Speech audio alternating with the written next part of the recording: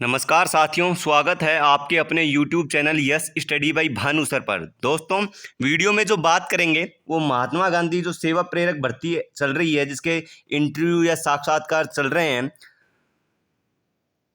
तो 2 सितंबर से इंटरव्यू चलते आ रहे हैं। तो दोस्तों, इस भर्ती पर जो है रोक लग गई है।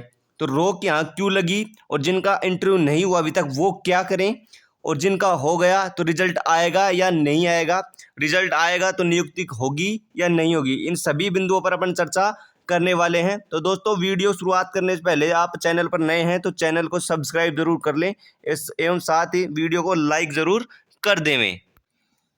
दोस्तों, ये भर्ती है, इस पर रोक लगी है, तो वो क्यों लगी है बात कर लेते हैं। दोस्तों, न्यायाधीश अरुण बंसाली, जो अपने न्यायाधीश है हाईकोर्ट के, अरुण बंसाली की एकल पीठ में लच्छीराम मीणा, ये जो लच्छीराम मीणा है, इन्होंने ये रिपोर्ट दायर की है कि कुछ अन्य अभ्यर्थियों द्वारा याचिका दायर की गई और उनके वकील PR मेहता, जो उनके वकील थे, इन्होंने जो है दायर की है याचिका, और उनके वकील कौन थे? PR मेहता ने कोर्ट को कहा है कि शांति एवं अहिंसा विभाग जो ये भर्ती निकाल रही थी, कौन सा विभाग था? शांति एवं अहिंसा विभाग ने महात्मा गांधी सेवा प्रेरक की भर्ती निकाली है, जिसमें 1 वर्ष के लिए नियुक्ति प्रदान की जानी है। कितने साल के लिए? आपको पता है कि कितने साल के लिए थी? 1 वर्ष के लिए ये भर्ती निकाली गई थी।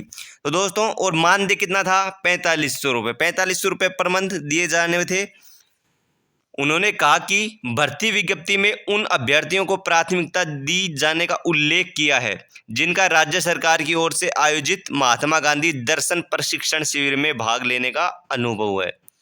ठीक है दोस्तों, जो प्राथमिकता दी गई थी इस भर्ती में, जो प्राथमिकता दी गई थी वो किसको दी गई थी? जो महात्मा गांधी दर्शन प्रशिक्षण, जो इंटरव्यू देकर आ गया होगा उनको पता है कि एक सर्टिफिकेट था लोगों के पास, और सर्टिफिकेट की किसका था? वो महात्मा गांधी दर्शन प्रशिक्षण। दोस्तों, अब मैं बात कर लेता हूं कि ये दर्शन प्रशिक्षण क्या था। ये दर्शन प्रशिक्षण क्या था दोस्तों?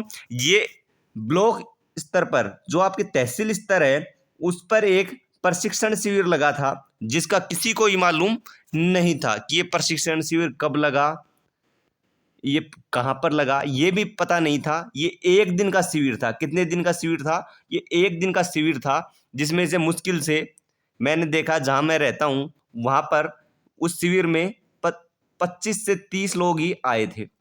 लेकिन जब ये इंटरव्यू अब हो रहे हैं तो ये सर्टिफिकेट हर उस अभ्यर्थी के पास मिल रहा है जिनकी थोड़ी बहुत साठ-गांठ थी। तो दोस्तों, ये सर्टिफिकेट है, ये 1 दिन का शिविर है। चलो, कुछ जो 25, उदाहरण के लिए मैं बता देता हूँ कि उन 25 ने अगर सर्टिफिकेट ले लिया और उन्होंने फॉर्म भी भरा है, तो ये 1 दिन का प्रशिक्षण, 1 दिन का प्रशिक्षण है, ये ही नौकरी दिलवा रहा है। इसके लिए न तो कोई वेटेज तैयार किया गया है कि अलग से कुछ कोई मार्क्स की तरह की, भाई इस क्वेश्चन के इतने मार्क्स मिलेंगे, जो ये सर्टिफिकेट है उनके इतने मार्क्स, ऐसा कोई नोटिफिकेशन में नहीं दिया गया। ये एक संविदा भर्ती है, तो इसको हम बिल्कुल संविदा भर्ती भी नहीं कह सकते, क्योंकि दोस्तों, जो संविदा पर अगर ये भर्ती होती तो जो संविदा का जो रूल है 2022 का, उसके अकॉर्डिंग ये भर्ती आनी चाहिए थी। उसमें बाकायदा सब कुछ लिखा हुआ होता है कि इतने मार्क्स इस चीज़ के दिए जाएंगे, इसके इतने। इसमें ऐसा कुछ नहीं था, इसमें सीधा लिखा हुआ था कि 50,000 भर्ती है, इंटरव्यू के आधार पर भर्ती होगी और 4500 रुपये पर महीने आपको मिलेंगे। तो दोस्तों, इस भर्ती में जो है धांधली हो रही है, एक तरह से कहने का मतलब ये है। तो दोस्तों, याचिकाकर्ताओं के वकील PR मेहता ने कहा कि यह शिविर महज 1 दिन के लिए आयोजित किया गया था, जिसमें केवल व्याख्यान दिए गए थे। हाँ, जो बिल्कुल दोस्तों, केवल उसमें जो महात्मा गांधी है उसके बारे में बताया गया था। महात्मा गांधी, इन्होंने एक जन्म ये हुआ, उसके अलावा कोई ऐसा कुछ नहीं था, और ये मुश्किल से 1 से 2 घंटे का ये व्याख्यान था। और यह भर्ती ना तो संवैधानिक सिद्धांतों के अनुकूल है और न ही किसी कानून के तहत जारी की गई है। दोस्तों, अब मेरे को कुछ लोग गलत बोलेंगे जिनके पास ये सर्टिफिकेट है, क्योंकि वो तो गलत बोलेंगे, क्योंकि उनकी जो है भर्ती रुक गई है, उनके पास सर्टिफिकेट था, उनको प्राथमिकता मिल रही थी, तो वो तो बिल्कुल ही मेरे को वीडियो में कमेंट भी करेंगे, गलत कमेंट भी करने वाले हैं। तो दोस्तों, पर जो सच्चाई है वो ही इन्होंने जो याचिका की है, जिसमें केवल व्याख्यान दिए गए थे, और यह भर्ती ना तो संवैधानिक सिद्धांतों के अनुकूल है और न ही किसी कानून के तहत जारी की गई है। विज्ञप्ति के संबंध में जारी दिशा निर्देशों में सेवा प्रेरकों के कार्य करने की शर्तों एवं क्या कार्य करेंगे आदि का उल्लेख भी नहीं किया गया, और चयन के लिए किसी प्रकार की वरीयता तय नहीं की गई।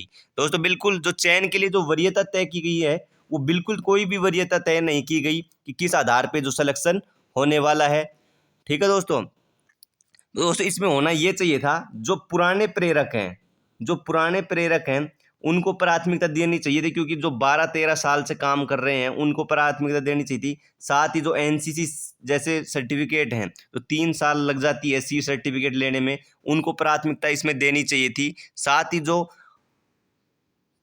जिन्होंने अपना बहुत दिनों से जो ट्रेनिंग की है, कहने का मतलब ये कि एक दिन की ट्रेनिंग से इस पर कोई डिपेंड नहीं करना चाहिए, जो ज़्यादा दिनों की ट्रेनिंग की है उसको ही जो इसमें सिलेक्शन देना चाहिए। उसके बाद इसके अलावा याचिकाकर्ता ने कोर्ट को बताया कि समान प्रकृति के इस तरह के कार्य करने के लिए राज्य सरकार ने विभिन्न नियुक्ति नियमों, दोस्तों मैंने बताया कि संविदा का नियम है 2022 वाला, उसके तहत ये भर्ती होती। संविदा अथवा अस्थायी नियुक्तियों के संबंध में सेवा नियम बना रखे हैं, जिनके द्वारा तत्काल एवं अस्थायी आधार पर नियुक्ति के प्रावधान भी किए गए हैं। लेकिन राज्य सरकार ने सामने आ रहे हैं विधानसभा चुनाव को देखते हुए बड़ी संख्या में 1 वर्ष के लिए, बिल्कुल दोस्तों जो विधानसभा के चुनाव है वो अपने राजस्थान में आ रहे हैं, तो उसको देखते हुए ही ये भर्ती की गई है कि 50,000 भर्ती कर निकाल दिए एक साथ, और इसके कोई नियम वगैरह कुछ नहीं बनाए गए। तो विधानसभा चुनाव को देखते हुए बड़ी संख्या में 1 वर्ष के लिए अस्थायी नियुक्तियों की आवेदन मांगे हैं, जो कि किसी भी सरकारी भर्ती के लिए निर्धारित किए गए प्रावधानों का उल्लंघन करता है और जनता के धन का दुरुपयोग भी इस भर्ती से हो रहा है। जो बिल्कुल दोस्तों जो धन का है वो भी दुरुपयोग हो रहा है, क्योंकि इंटरव्यू है, कोई अपना काम छोड़कर इंटरव्यू देने जा रहा है।